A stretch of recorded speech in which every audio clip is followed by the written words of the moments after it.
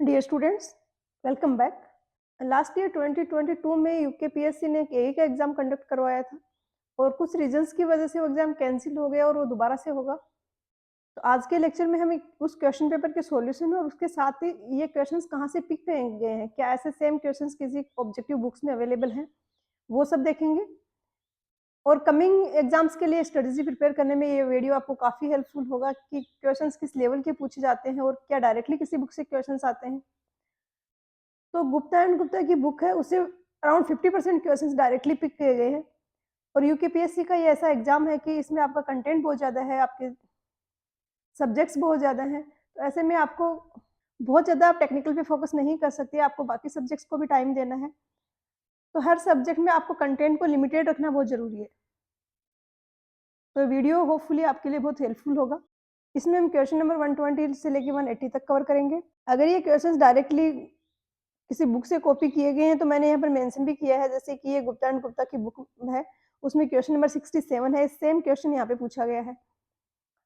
इसी तरीके से कुछ ऐसे भी थ्योरेटिकल क्वेश्चंस और न्यूमेरिकल्स हैं जिनके सिमिलर क्वेश्चंस बुक्स में अवेलेबल है, एग्जैक्टली सेम नहीं है, बट जैसे गुप्ता एंड गुप्ता की बुक में कोई क्वेश्चन दिया हुआ है, आपने अगर वो क्वेश्चन किया हुआ है तो यहाँ पर जो एग्जाम में क्वेश्चन पूछा हुआ है वो भी हो जाएगा, वो सिमिलर क्वेश्चन है, तो मैंने उनका भी मेंशन किया है। क्वेश्चन 121 में पूछा है कि प्राइमरी एयर पोल्यूटेंट कौन से हैं। तो वो एयर पोल्यूटेंट जो कि डायरेक्टली इमिट होते हैं और उनका एक डेफिनेट सोर्स होता है जिसको हम आइडेंटिफाई कर सकते हैं, वो नेचुरल भी हो सकता है, मैन मेड भी हो सकता है। इनसे जो पोल्यूटेंट निकलते हैं वो होते हैं प्राइमरी पोल्यूटेंट। और अगर ये प्राइमरी पोल्यूटेंट किसी दूसरे प्राइमरी पोल्यूटेंट के या किसी और के साथ में रिएक्ट करके कोई नया सब्सटेंस बनाते हैं तो वो होता है सेकेंडरी पोल्यूटेंट। तो प्राइमरी पोल्यूटेंट में मेनली होते हैं सल्फर के dioxide SO2, CO, CO2, NO, NO2, NO3, hydrocarbons जो वोलेटाइल होते हैं वो, और सस्पेंडेड पार्टिकुलेट मैटर। तो यहाँ पर ओजोन जो है ये प्राइमरी पोल्यूटेंट नहीं है, ये सेकेंडरी पोल्यूटेंट है, तो ये ऑप्शन कैंसिल हो गए ओजोन वाले, और ए आंसर हो जाएगा sulphur dioxide and nitrogen oxide. Question 122 में दिया है कि इलेक्ट्रोस्टैटिक प्रेसिपिटेटर्स जो होते हैं वो किसको सेपरेट करने के काम में आते हैं। तो इनको हम पॉल्यूशन कंट्रोल करने के लिए यूज करते हैं, और इसकी मैकेनिज्म कुछ ऐसी होती है कि जिन भी गैसेज में पार्टिकुलेट मैटर है हम इनको हाईली आयोनाइज्ड जोन से पास कराते हैं, और जो पार्टिकुलेट मैटर है वो चार्ज हो जाता है, और फिर इसको उनको इलेक्ट्रोस्टैटिक प्रेसिपिटेटर से पास कराते हैं, और जो चार्ज पार्टिकल हैं वो अपने चार्ज के कारण स्टिक हो जाते हैं सरफेस पे। तो ये पार्टिकुलेट मैटर के लिए यूज करते हैं, डी हो जाएगा आंसर। क्वेश्चन 123 में दिया है कि वो मल्टीप्लाइंग फैक्टर जिसको हम यूजुअली अडॉप्ट करते हैं to obtain maximum daily demand. कोई एवरेज डेली डिमांड हमारे पास है तो हम किस फैक्टर से मल्टीप्लाई करके उसको मैक्सिमम डेली डिमांड निकालेंगे। तो एवरेज से डेली का मैक्सिमम निकालने का होता है फैक्टर 1.8। एवरेज आर्ली जो वाटर डिमांड है उससे मैक्सिमम आर्ली वाटर डिमांड निकालने का फैक्टर होता है 1.5। तो इसका सिमिलर क्वेश्चन दिया हुआ है गुप्ता एंड गुप्ता में, यहाँ पर इसका आंसर हो जाएगा ऑप्शन बी। क्वेश्चन 124 में दिया है कि कहीं पे वाटर सप्लाई कर रहे हैं, 2000 मीटर क्यूब वाटर सप्लाई करना है पर डे, क्लोरीन का डोज रिक्वायर्ड है 0.6 ppm, जो ब्लीचिंग पाउडर यूज कर रहे हैं उसमें 30% क्लोरीन है, तो कितना bleaching powder per day required होगा। तो पहले हम कैलकुलेट कर लेते हैं कि टोटल कितना जो अमाउंट रिक्वायर्ड होगा क्लोरीन का वो, तो 2000 मीटर क्यूब वाटर डेली चाहिए। यहाँ पर कंसंट्रेशन है ये 0.6 ppm, ppm इक्वल होता है मिलीग्राम पर लीटर के। ये 200 मीटर क्यूब में है तो हम इसको कन्वर्ट करेंगे, तो लीटर में कन्वर्ट करने के लिए 10⁻³ से मल्टीप्लाई किया, उसके बाद ये 0.6 से किया तो ये आ गया chlorine required in milligram. Options दिए हैं केजी में, तो हम इसको कन्वर्ट कर लेते हैं। कन्वर्ट करने के लिए 10⁻6 से डिवाइड करेंगे तो ये आ गया 1.2 kg। 1.2 kg हमें चाहिए क्लोरीन, और जो हम ब्लीचिंग पाउडर यूज कर रहे हैं उसमें 30% ही क्लोरीन है। तो मान लिया कि हमें x amount of bleaching powder use कर रहे हैं और उसका 30% इक्वल होना चाहिए 1.2 kg के। तो ये 1.2 डिवाइडेड बाई 3 इंटू 10, तो ये आ जाएगा 4 kg, option A. I think इसका आंसर की मैं आंसर गलत दिया हुआ है, सी दिया हुआ है। क्वेश्चन 125 में दिया है कि इंडिया को कितने बायोजियोग्राफिकल जोन्स में डिवाइड किया हुआ है। तो ये यहाँ पे 4-5 कुछ क्वेश्चंस ऐसे हैं जो एनवायरमेंट इंजीनियरिंग के ना होके थोड़ा सा हटके हैं जो आपके बीटेक के सिलेबस में जनरली नहीं होता है। तो इसको प्रिपेयर करने के लिए आप या तो सबसे बेस्ट अप्रोच रहती है अगर टाइम कम है तो कि आप थ्योरी में जाने के बजाय जिन एग्ज़ाम्स के सिलेबस में ये सारे टॉपिक्स हैं, उनके एमसीक्यूज़ एक बार आप गो थ्रू हो जाओ। तो ये आपको याद ही रखना पड़ेगा 10 ज़ोन है यहाँ पर। क्वेश्चन 126 में दिया है कि बायोस्फीयर रिजर्व ऑफ इंडिया में सुंदरबन कहाँ पर लोकेटेड है? तो ये वेस्ट बंगाल में लोकेटेड है और ये फेमस है बंगाल टाइगर्स के लिए, सुंदरबन जो है। तो यहाँ पर हो जाएगा डी। क्वेश्चन 127 में दिया है कि सेकेंडरी कार्निवोर हैं, ये कौन से ट्रॉफिक लेवल से बिलोंग करते हैं? तो ये फूड चेन होती है, सबसे पहले ग्रीन प्लांट्स होते हैं, फिर जैसे कि खरगोश हो गया, ये हर्बीवोर्स होते हैं जो ग्रीन प्लांट्स को खाते हैं। उसके बाद कार्निवोर्स होते हैं जो कि इन हर्बीवोर्स को खाते हैं, जैसे कि कुछ एंट्स वगैरह हैं जिनको जो प्लांट्स पे सर्वाइव करते हैं। उसके बाद जो जो फ्रॉग्स वगैरह हैं ये इन हर्बीवोर्स को खाते हैं। उसके बाद कार्निवोर्स में भी एक सेकेंडरी कार्निवोर्स हो गए, जो कि इन कार्निवोर्स को खाते हैं।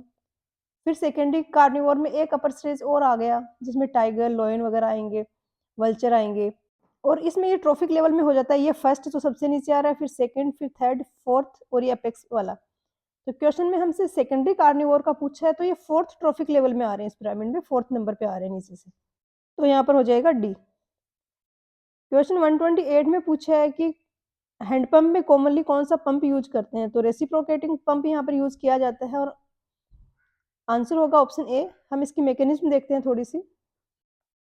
जैसे पिस्टन जो है अपवर्ड मूव करेगा, यहाँ पर बीच के पोर्स में वैक्यूम सा बन जाता है, नेगेटिव प्रेशर आ जाता है।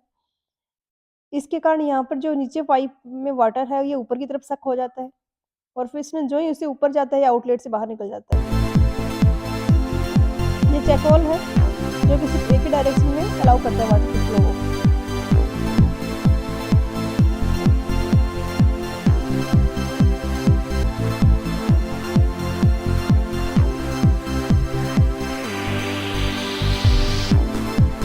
क्वेश्चन 129 में दिया है कि पाइप्स में कोरोजन किसके कारण होता है?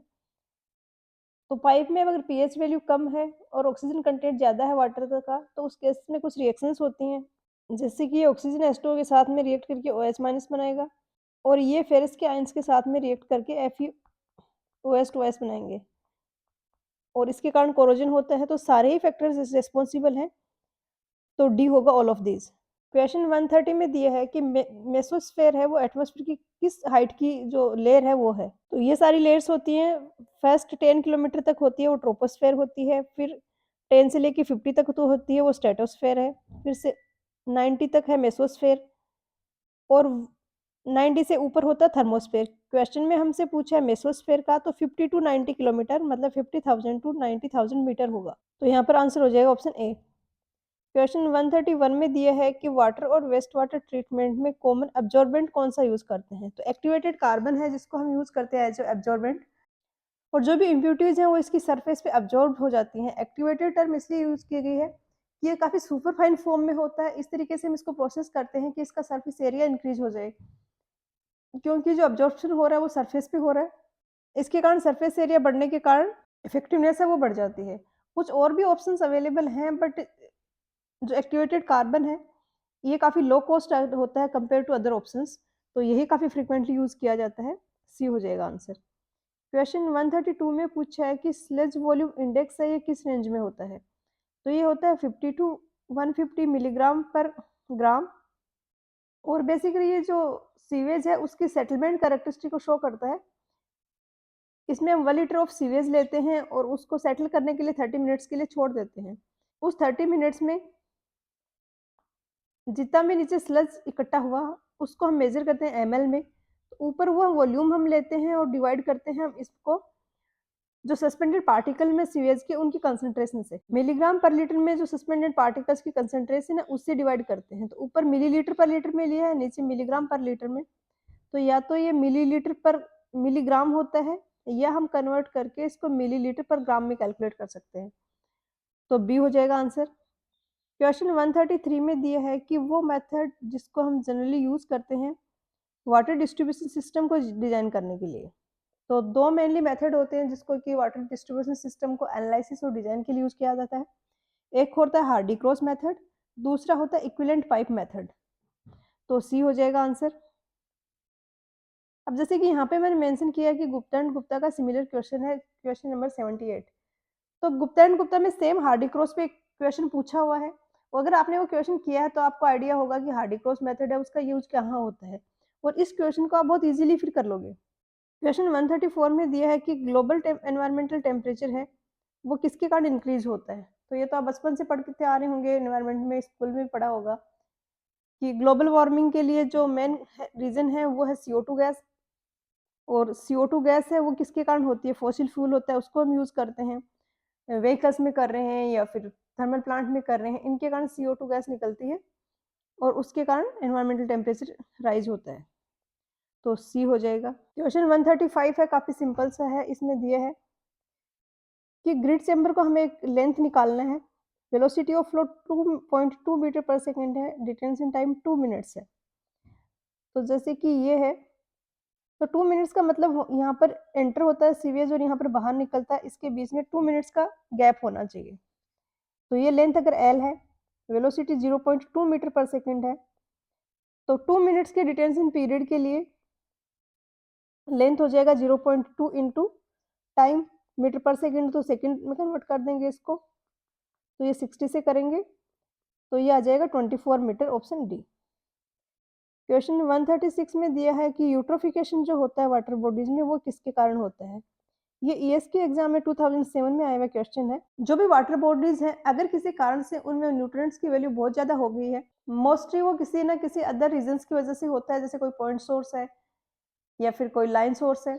एक्सेसिव न्यूट्रिएंट्स वाटर में होने के कारण जो एल्गी वगैरह जो प्लांट्स उस न्यूट्रिएंट पे सर्वाइव कर रहे हैं, उनकी ग्रोथ बहुत ज़्यादा हो जाती है और इसके कारण फिर इकोलॉजी डिस्टर्ब होती है। इसके कारण जहाँ पे इंटेक स्ट्रक्चर्स हैं वाटर के, वहाँ पर जो एल्गी वगैरह है वो फ्लो होने लग जाता है वाटर में। तो ये होता है excessive discharge of nutrient, option B.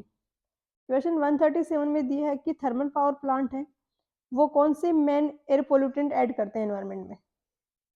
Thermal power plant का मेन तो एयर पोल्यूटेंट होता है, वो होता है CO2। उसके अलावा वो सल्फर डाइऑक्साइड, NOx, ये सारे भी रिलीज करते हैं एनवायरनमेंट में। तो ऑप्शन ए में तो CO दिया है, तो CO नहीं होता है, मेजर CO2 होता है। और CO2 के साथ में पर्टिकुलेट मैटर भी होता है, NOx भी होता है। उस प्लांट का जो धुआं निकल रहा है उसमें काफी सारा पर्टिकुलेट मैटर होता है। पर्टिकुलेट मैटर हम उस मैटर को बोलते हैं जिसकी साइज है वो 25 माइक्रोन से छोटी है। और हम इसके लिए इसलिए कंसर्न हैं क्योंकि हमारे बॉडी के अंदर जो फिल्टर सिस्टम होते हैं एयर के लिए, वो इसको फिल्टर नहीं कर पाते और ये लंग्स में एंटर कर जाता है और रेस्पिरेटरी डिजीज वगैरह कॉज करता है। तो बेस्ट सूटेबल यहाँ पर हो जाएगा ऑप्शन डी। क्वेश्चन 138 में दिया है कि मोस्ट कॉमनली यूज्ड रिटार्डर क्या है। तो ये तो सबको पता होगा कि जिप्सम होता है जिसको हम ऐड करते हैं, तो ए हो जाएगा।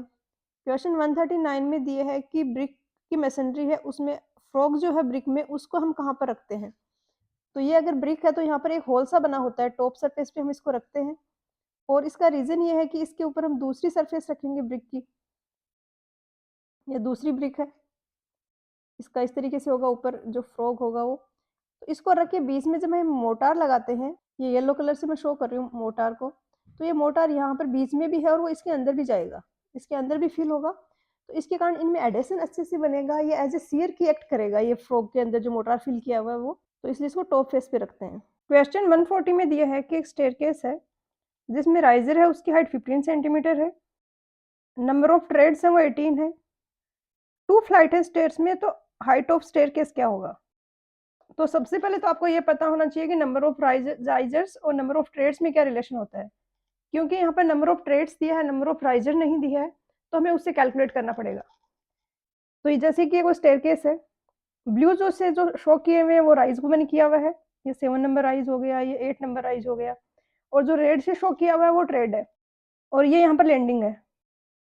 तो यहाँ पर ट्रेड है 1 2 3 4 5 6 7 और राइज है यहाँ से लेके काउंट करें तो 1 2 3 4 5 6 7 8।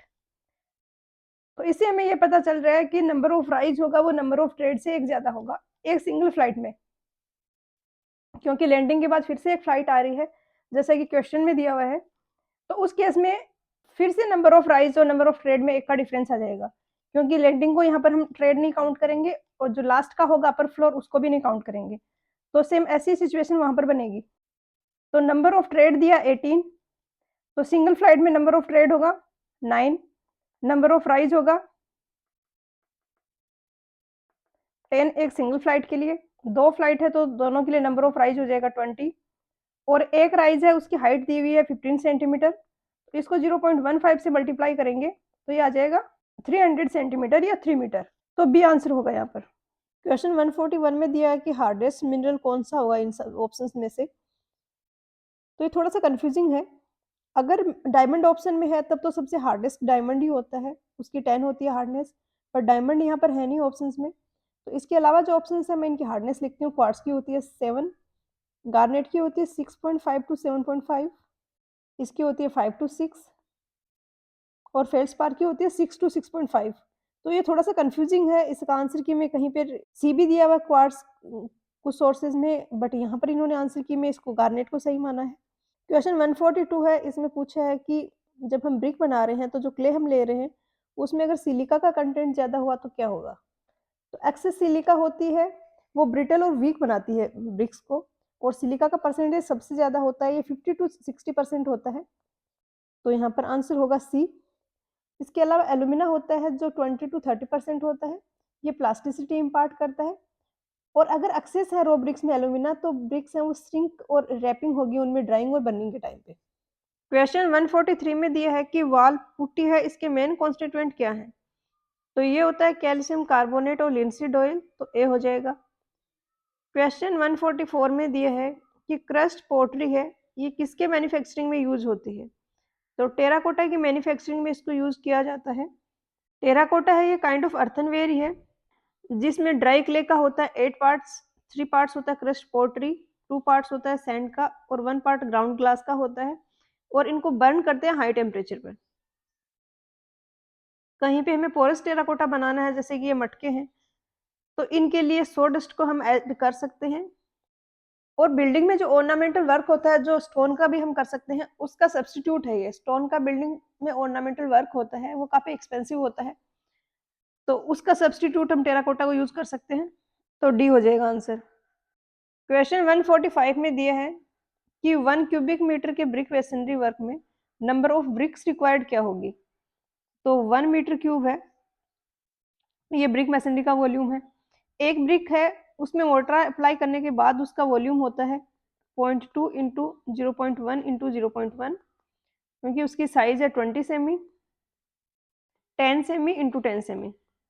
तो एक ब्रिक के वॉल्यूम से हम डिवाइड कर देंगे इसको, तो ये आ जाएगा इंटू 0.1, तो ये इक्वल आ जाएगा 500 ब्रिक्स के। तो सी हो जाएगा आंसर। क्वेश्चन 146 में दिया है कि फायर प्रूफ पेंट है, इसका मेन कॉन्स्टिट्यूएंट क्या है। तो एस्बेस्टस पेंट जो होते हैं उनको फायर प्रूफ पेंट भी बोला जाता है। इनका मेन कॉन्स्टिट्यूएंट होता है फाइबरस एस्बेस्टस, और इसको हम यूज करते हैं मेटल प्रूफ में लीकेज को रोकने के लिए। स्पाउट्स हैं ये पाइप्स हैं जो कि डिस्चार्ज कर रही हैं लिक्विड को हाई वेलोसिटी से, उन पर पेंट करने के लिए, गटर्स में पेंट करने के लिए। उसके अलावा एल्यूमिनियम पाउडर यूज किया जाता है एल्यूमिनियम पेंट में। ड्राई लीड को यूज किया जाता है लिंसीड ऑयल के साथ में एंटी कोरोजिव पेंट बनाने के लिए, और कॉपर पाउडर का यूज किया जाता है ब्रॉन्ज पेंट में। तो यहाँ पर हो जाएगा option D asbestos fibre. Question 147 में दिया है कि हाई एल्यूमिना सीमेंट है उसको मैन्युफैक्चरिंग के लिए किस किस को साथ में फ्यूज किया जाता है। तो इसमें यूज करते हैं बॉक्साइट और लाइमस्टोन। याद रखना है जिप्सम नहीं यूज किया जाता है इसमें। इसको कैल्शियम एल्यूमिनियम सीमेंट भी बोला जाता है। ये बहुत हाईली रेजिस्टेंट है केमिकल अटैक्स के लिए, पीएच लेवल इसका लो होता है, रिफ्रैक्टिव इंडेक्स इसकी हाई होती है, और सल्फ्यूरिक एसिड में इसकी जो ड्यूरेबिलिटी है वो काफ़ी अच्छी होती है। इसकी जो स्ट्रेंथ गेन करने की रेट है वो काफ़ी फास्ट होती है। क्वेश्चन 148 में पूछा है कि कंक्रीट है उसकी टेंसाइल स्ट्रेंथ है वो कंप्रेसिव स्ट्रेंथ की कितनी टाइम्स होती है। तो ये 10 टू 12 टाइम्स होती है, तो सी हो जाएगा। क्वेश्चन 149 में दिया है कि कॉन्ट्रैक्टर को जो टोटल कॉस्ट ऑफ वर्क है उसका 10% अमाउंट है वो एडवांस में दिया जाता है, और इसको बोला जाता है मोबिलाइजेशन एडवांस। तो ये वर्क को स्टार्ट करने से पहले दिया जाता है ताकि वर्क को स्टार्ट करने में जो प्रिपरेशंस करनी है वो कर पाए कॉन्ट्रैक्टर। तो सी हो जाएगा। क्वेश्चन 150 में पूछा है कि वेल सीजन्ड टिम्बर है उसका मॉइस्चर कंटेंट कितना होगा। तो ये होता है 10 टू 12%, तो बी हो जाएगा। क्वेश्चन 151 में पूछा है कि प्रोजेक्ट फ्लो है, उसमें जॉब्स को प्रायोरिटाइज करने का जो शेड्यूलिंग मेथड होता है कि कौन सा टास्क पहले फिनिश करना है, कौन सा बाद में करना है, तो इसके लिए कौन सा मेथड यूज करते हैं, तो ये होता है क्रिटिकल रेशियो मेथड। क्वेश्चन 152 में दिया है कि टीओ ऑप्टिमिस्टिक टाइम है, टीपी पेसिमिस्टिक टाइम है, टीएम मोस्ट लाइकली टाइम है, तो एक्सपेक्टेड टाइम क्या होगा। तो एक्सपेक्टेड टाइम कैलकुलेट करने के लिए हम इनको 1 का वेटेज देते हैं और इसको देते हैं 4 का। तो TP plus TO plus 4 times TM, और टोटल हमने 6 नंबर ऑफ टाइम्स है वो ड्यूरेशन को ऐड किया है यहाँ पर, तो 6 से डिवाइड कर देते हैं, तो डी हो जाएगा। क्वेश्चन 153 में दिया है कि सीमेंट कंक्रीट का है, उसमें सीमेंट की अल्टीमेट स्ट्रेंथ है वो कौन प्रोवाइड कराता है, तो इनिशियल स्ट्रेंथ प्रोवाइड कराता है ट्राई कैल्शियम सिलिकेट, और अल्टीमेट या फाइनल स्ट्रेंथ प्रोवाइड कराता है डाई कैल्शियम सिलिकेट, तो बी हो जाएगा। क्वेश्चन 154 में दिया है कि वो टाइम ड्यूरेशन जिससे हम किसी एक्टिविटी के कंप्लीशन टाइम को डिले कर सकते हैं without affecting the start of the succeeding activity, तो ये होता है फ्री फ्लोट। कोई करंट एक्टिविटी है, इसको हम कितना डिले कर सकते हैं इस तरीके से कि इसकी नेक्स्ट जो इसकी सक्सीडिंग एक्टिविटी है उसकी स्टार्ट डेट है, उसका स्टार्टिंग का जो टाइम है वो चेंज ना हो, तो ये जो ड्यूरेशन होता है इसको बोला जाता है फ्री फ्लोट, और ये इक्वल होता है early start of the successor activity minus early finish off the current activity, तो हो जाएगा डी। क्वेश्चन 155 में पूछा है कि वो रेडियल स्प्लिट्स होते हैं, रेडियस की डायरेक्शन में स्प्लिट्स होते हैं जो कि बाहर से आउटसाइड से वाइड होते हैं और अंदर की तरफ जाते हैं तो ये नैरो हो जाते हैं, तो इनको क्या कहते हैं, तो ये होते हैं स्टार शेक्स, सी हो जाएगा। इस तरीके से ये जो स्टार के शेप में शेक्स आ रहे हैं ये होते हैं स्टार शेक्स। इसके अलावा इस तरीके से अगर कहीं पे शेक आ रहे हैं, डिफेक्ट आ रहे हैं, तो ये होता है कप शेक, ये होता है हार्ट शेक, और इस तरीके से रिंग की फॉर्म में आ रहे हैं तो बोल देते हैं रिंग शेक। तो यहाँ पे आप देख रहे हो ये यहाँ पर वाइड है और अंदर की तरफ फिर ये नैरो हो गई है यहाँ पर। क्वेश्चन 156 में दिया है कि ऑर्डिनरी पोर्टलैंड सीमेंट है, उसके कंपेयर्ड हाई एल्यूमिनियम सीमेंट का इनिशियल सेटिंग टाइम और फाइनल सेटिंग टाइम कैसे वेरी करता है, तो इनिशियल सेटिंग टाइम डिनोट करता है वो ड्यूरेशन जिसमें कि कंक्रीट है वो अपनी प्लास्टिसिटी लूज करता है, और फाइनल सेटिंग टाइम डिनोट करता है उस ड्यूरेशन को जिसमें कंक्रीट स्ट्रेंथ गेन कर लेता है सिग्निफिकेंट। तो सेटिंग होता है वो स्लो होता है, बट स्ट्रेंथ गेन करने की जो रेट होती है हाई एल्यूमिनियम सीमेंट में वो फास्ट होती है। तो lower initial setting time but higher final setting time. Initial setting time low होने से हमें बेनिफिट ये मिलता है कि हमें टाइम ड्यूरेशन ज्यादा मिलता है कंक्रीट पे वर्क करने के लिए, उसको प्लेस करने के लिए। क्वेश्चन 157 में पूछा है कि वो टाइप ऑफ पॉइंटिंग जिसमें कि outside of the wall V shaped projection होता है। ये ऐसे क्वेश्चन है, ये उन्हीं स्टूडेंट्स के करेक्ट होते हैं जिनका सिलेक्शन होता है, क्योंकि मोस्टली इसमें वी पॉइंटिंग करेंगे जिसने पढ़ा नहीं है। तो हम डिफरेंट टाइप ऑफ पॉइंटिंग को समझते हैं पहले। वी शेप्ड प्रोजेक्शन यहाँ पे आप देखोगे तो आपको दिखेगा, इसमें ये वी शेप्ड प्रोजेक्शन यहाँ पर है तो इसको बोला जाता है वेदर्ड पॉइंटिंग। लेकिन वी पॉइंटिंग जो होता है वो ऐसा होता है कि अंदर की तरफ वी बन रहा है, उसमें प्रोजेक्टिंग है वो वी नहीं है। उसके अलावा पॉइंटिंग होता है एक स्ट्रक पॉइंटिंग जिसमें इस तरीके से इंक्लाइंड होती है सरफेस। रब्ड पॉइंटिंग होता है जिसमें इस तरीके से शेप होता है, और बीडेड पॉइंटिंग होता है जिसमें कि इस तरीके से बाहर की तरफ प्रोजेक्टेड होता है, और ये होता है रिसेस्ड पॉइंटिंग। वेदर पॉइंटिंग हो जाएगा ऑप्शन बी। क्वेश्चन 158 में पूछा है कि कोई एयर कंडीशंस बिल्डिंग है जिसका गेट है वो ओपनिंग और क्लोजिंग दोनों का ही पर्पज सर्व करता है, तो most suitable type of doors क्या होगा, तो यहाँ पर होगा रिवॉल्विंग डोर। ये रिवॉल्विंग डोर है, इसमें से इधर से आप इसको ओपन करोगे तो दूसरी साइड से ये क्लोज हो जाएगा दूसरे पोर्शन ऑफ गेट से। ये होता है स्लाइडिंग डोर जिसमें आप स्लाइड करते हो इधर इस डायरेक्शन में ओपन या क्लोज करने के लिए। और स्विंग डोर ऐसा डोर होता है जो आउटवर्ड्स और इनवर्ड दोनों तरफ ही हम इसको ओपन कर सकते हैं, जैसे कि ये वाला इधर की साइड भी खुल जाएगा, इधर की साइड भी हम इसको खोल सकते हैं बाहर की तरफ भी। Revolving door option D. Question 159 में दिया है कि प्रोजेक्ट फ्लो के रिगार्डिंग कौन सा स्टेटमेंट इनकरेक्ट है। स्टेटमेंट्स में दिया है फर्स्ट में कि एरो इंडिकेट करता है एक्टिविटी को, तो इस तरीके से हम प्रोजेक्ट फ्लो बनाते हैं जिसमें कि ये दोनों इवेंट होते हैं और ये एक एक्टिविटी होती है। बी में दिया है कि size of arrow indicates time expected to consume in that activity. तो साइज ऑफ एरो कुछ भी रिप्रेजेंट नहीं करता है, वो जस्ट हम शो करते हैं डायरेक्शन दिखाने के लिए। तो ये गलत हो गया। सी में दिया है tail of the arrow indicates beginning of the activity. ये टेल है, ये इंडिकेट करता है बिगनिंग, और ये हेड है, ये इंडिकेट करता है एंडिंग। क्वेश्चन 160 में दिया है कि सैंडस्टोन है, ये कौन से टाइप ऑफ रॉक है। सेम क्वेश्चन ही आरगोर की बुक में दिया है क्वेश्चन नंबर 10 पे, बिल्डिंग मटेरियल का जो चैप्टर है। तो ये sedimentary rock, option A answer हो जाएगा। क्वेश्चन 161 में दिया है कि मैसनरी जॉइंट्स हैं, उनको 13 mm की डेप्थ तक उनकी रैकिंग करना, उनको रिमूव करना वहां से, और उसके बाद उसमें रिच मोर्टार फिल करना, ये प्रोसेस है, इसको क्या कहते हैं। तो ये होता है पॉइंटिंग। ये कुछ इस तरीके से पॉइंटिंग करते हैं। आपको यहाँ पे जॉइंट्स दिख रहे होंगे, इनमें जो भी मोटार है इसको रैकिंग से रिमूव किया, और उसके बाद यहाँ पर रिच मोटार है उसकी फिलिंग की जाती है। क्योंकि मैसनरी का जो स्ट्रक्चर है उसमें जो वीक पॉइंट्स होते हैं सबसे, वो होते हैं उनके जॉइंट्स, और ये सारा एक्सपोज्ड एरिया है मैसनरी का। तो इनके जॉइंट्स को रिच मोटार से फिल करने के कारण स्ट्रक्चर की ड्यूरेबिलिटी है वो काफ़ी इंप्रूव हो जाती है। तो हो जाएगा ऑप्शन बी। क्वेश्चन 162 में दिया है कि मॉइस्चर कंटेंट है वो इंक्रीज करने के कारण बल्किंग ऑफ सैंड पे क्या इफेक्ट आएगा। तो बल्किंग ऑफ सैंड है एक सरफेस फिनोमिना है। कोई ड्राई सैंड है, जब हम उसको वाटर ऐड करते हैं तो जो सैंड के पार्टिकल्स है उनके अराउंड एज ए लेयर ये वाटर स्टोर होता है। इस तरीके से ये वाटर स्टोर होता है और ये पार्टिकल्स को पास पास नहीं आने देता।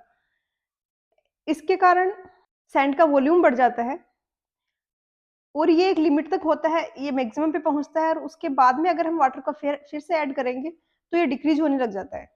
Percentage of weight of moisture और percentage in increase in volume में अगर हम ग्राफ प्लॉट करें तो ये इस तरीके से आता है। अगर कोर्स सैंड है तो ये ग्राफ होगा, ये मैक्सिमम पे पहुंचा और उसके बाद डिक्रीज होने लग गया। 5 to 10% के आसपास ये मैक्सिमम पे पहुंचता है और फिर डिक्रीज होने लग जाता है। और जितना फाइनर सैंड होगा उतना ही उसमें फिनोमिना ज्यादा होगी। जैसे कि आप देख रहे हैं ये फाइन सैंड है, उसका डायग्राम है, तो इसमें बल्किंग है वो कोर्स सैंड के कंपेरेटिवली काफी ज्यादा है। तो यहाँ पर हो जाएगा first increases to a maximum value and then decreases, तो ऑप्शन सी। क्वेश्चन 163 में दिया है कि नीचे दिए गए स्टोन्स हैं, इनमें डेकोरेटिव वर्क के लिए किसको यूज करते हैं। तो अगर ऑर्नामेंटल वर्क या ऐसा कुछ रखा है और मार्बल ऑप्शन है तब तो वो होता है, बट यहाँ पर मार्बल तो है नहीं। डेकोरेटिव का पूछा है तो ग्रेनाइट है, ये काफी अच्छी शाइनिंग सी सरफेस होती है इसकी। थोड़ा कॉस्टली होता है, बट कहीं कहीं पे बिल्डिंग के कुछ पोर्शन में इसको फेसिंग पे डेकोरेशन पर्पज से यूज कर लिया जाता है। जैसे कि ये बिल्डिंग है, इसके में बीच का ये जो एरिया है इसमें इस तरीके से ग्रेनाइट के स्टोन्स लगे हुए हैं डेकोरेटिव पर्पज से, और ये काफी हार्ड एंड ड्यूरेबल होता है, तो काफी सूटेबल भी है आउटर सरफेस पे लगाने के लिए। क्वेश्चन 164 में दिया है कि स्टील में कार्बन कंटेंट है उसको इंक्रीज करने के कारण क्या इफेक्ट होगा। तो कार्बन कंटेंट इंक्रीज करने के कारण एक तो अल्टीमेट स्ट्रेंथ है वो तो इंक्रीज होती है, और डक्टिलिटी है वो डिक्रीज होती है। और इसके एग्जांपल आप ले सकते हो कि कास्ट आयरन है, उसमें अराउंड 2.5% कंटेंट होता है कार्बन का, तो ये काफ़ी ब्रिटल मटेरियल है। अगर इसको हम माइल्ड स्टील से कंपेयर करें तो माइल्ड स्टील में होता है अराउंड 0.25% के आसपास, या इससे भी कम होता है। तो ये काफ़ी एक डक्टाइल मटेरियल होता है माइल्ड स्टील। तो हो जाएगा option A increase in tensile strength. Question 165 में दिया है कि मशीनरी वर्क में जो मोटार यूज करते हैं वो जनरली उसमें क्या रेशियो होता है बाइंडर और सैंड का। तो ये 1:6 होता है, आपको याद रखना होगा। हो जाएगा ऑप्शन सी। क्वेश्चन 166 में दिया है कि सैंड को हम मोटार में किस लिए यूज करते हैं। तो मोटार बना होता है वाटर, एक बाइंडिंग मटेरियल, साथ में हम ऐड करते हैं सैंड। बाइंडिंग मटेरियल होता है, एक तो ये एक्सपेंसिव होता है और एक इसकी श्रिंकेज प्रॉपर्टीज होती है, काफी ज्यादा श्रिंकेज होता है इसमें। तो सैंड को हम ऐड करने के कारण एक तो हमारा वॉल्यूम बढ़ जाता है कम कॉस्ट पे, दूसरा जो बाइंडिंग मटेरियल है उसका पोर्शन अब कम हो गया, तो श्रिंकेज की जो कैरेक्टरिस्टिक है वो कम हो गई अब स्ट्रक्चर में, और बाइंडिंग की श्रिंकेज कैरेक्टरिस्टिक के कारण ही उसमें क्रैक्स आ रहे थे। तो सैंड में श्रिंकेज प्रॉपर्टीज नहीं होती तो उसमें फिर क्रैक्स भी नहीं आते, तो ये क्रैक्स हैं उनको भी रिड्यूस करता है। तो सारे स्टेटमेंट करेक्ट है।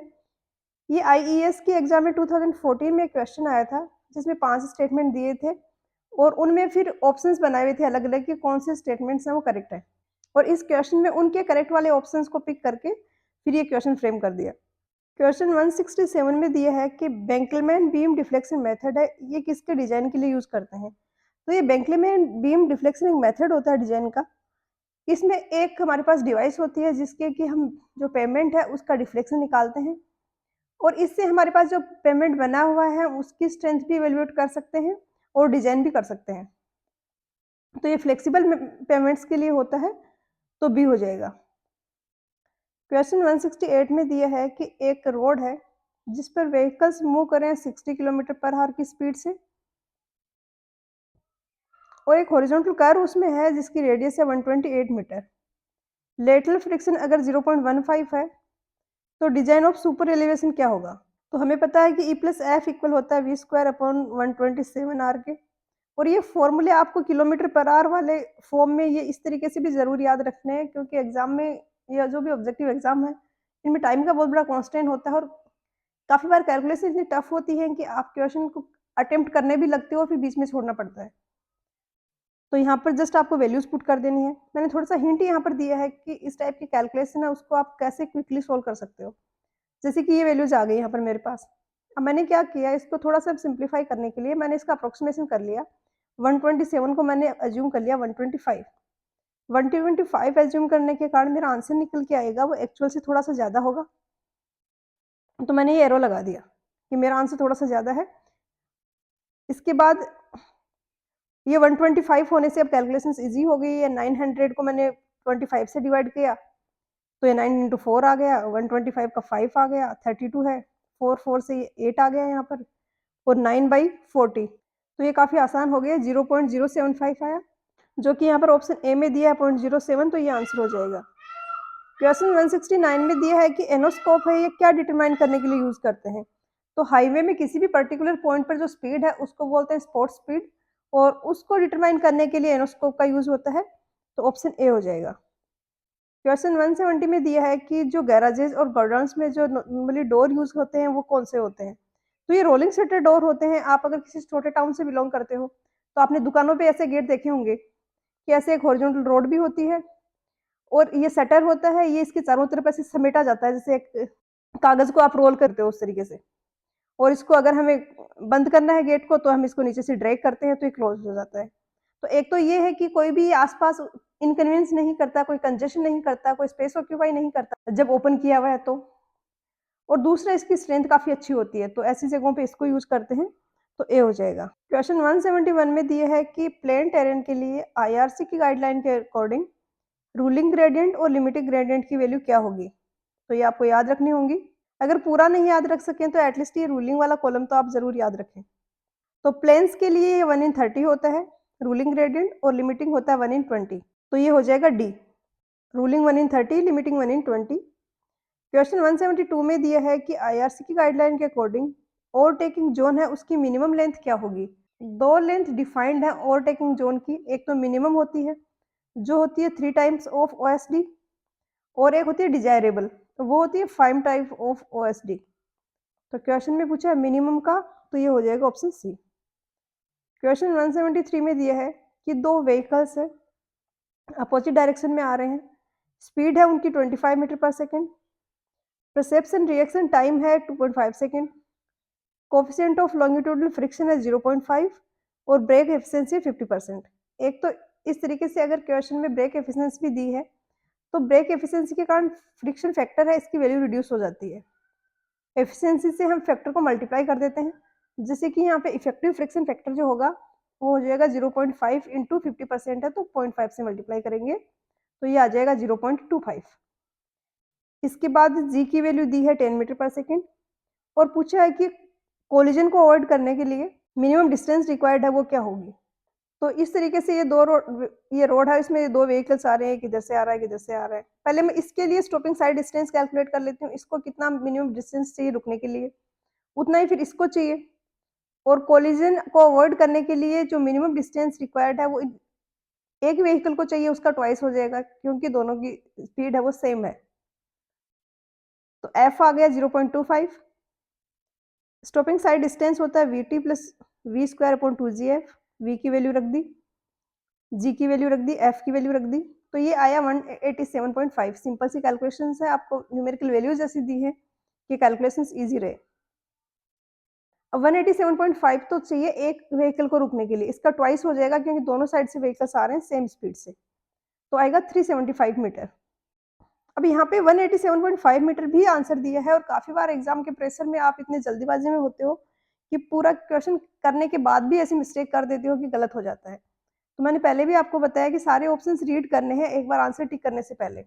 तो ये हैबिट अगर आपकी रहेगी तो इन केस आपने मिस्टेक की भी है तो चांसेज़ हैं कि आप उसको रेक्टिफ़ाई कर लो। आपको ये डबल वैल्यू दिखी और क्लिक हो जाएगी कि क्या मैं कुछ इसमें मैंने मिस तो नहीं किया है।